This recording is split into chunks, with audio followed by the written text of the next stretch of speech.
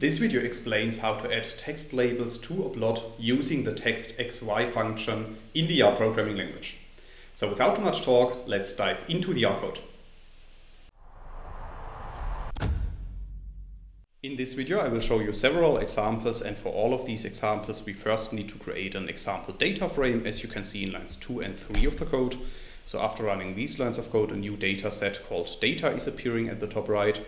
And if you click on this data frame, a new window is opened which is showing the structure of our data frame. And as you can see, our data frame contains 5 rows and the 2 columns x and y. And both of these columns contain integer values. Now, if we want to draw these data using base R, we can use the plot function, as you can see in line 5 of the code. And in this line of code, I'm simply applying this function to our data frame data. So after running this line of code, you can see at the bottom right of RStudio that we have created a scatter plot, which is showing our 5 data points.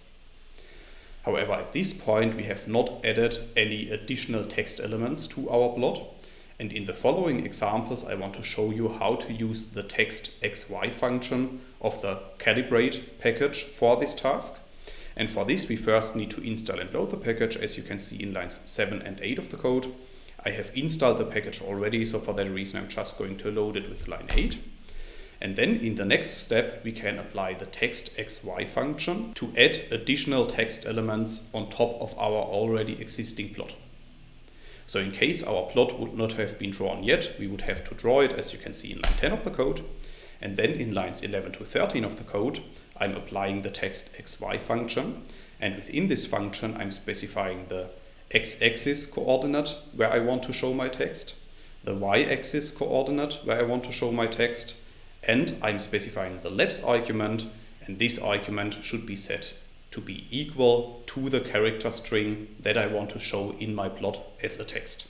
So in this case, I want to display the character string my text at the coordinates 6 and 3.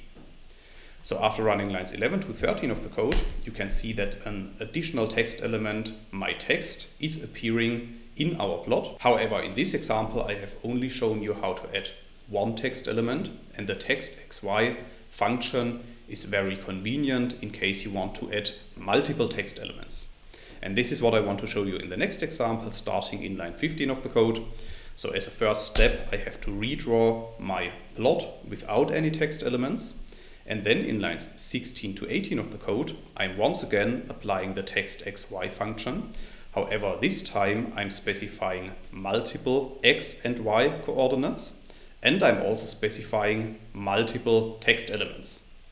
So after running lines 16 to 18 of the code, you can see at the bottom right of our plot that we have added 3 additional text elements: my text 1, my text 2, and my text 3. It is also possible to modify these text elements, as you can see in the next example in lines 20 to 24. So in this case, I'm increasing the text size of our text elements, and I'm doing that by setting the cex argument to the value 2.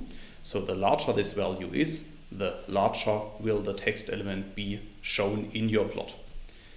So after running lines 20 to 24 of the code, you can see that we have created another plot with a very large text element, which is showing our text, my text. It's also possible to modify the color of our text element, as you can see in lines 26 to 31 of the code.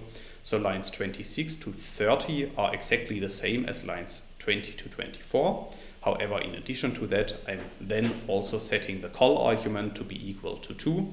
However, at this point, you could specify other values to show other colors, or you could also assign hex color codes. So in this case, I'm setting the col argument to be equal to 2, which is converting our text to the color red. That's all I wanted to explain in this video. In case you want to learn more on this topic, you may check out my homepage, statisticsglobe.com, because on my homepage I have recently published a tutorial in which I'm explaining the content of this video in some more detail. I will put a link to this tutorial into the description of the video, so you can find it there. If you have liked this video, or if you have any questions, let me know in the comments section below. I'll try to respond to all comments as soon as I can.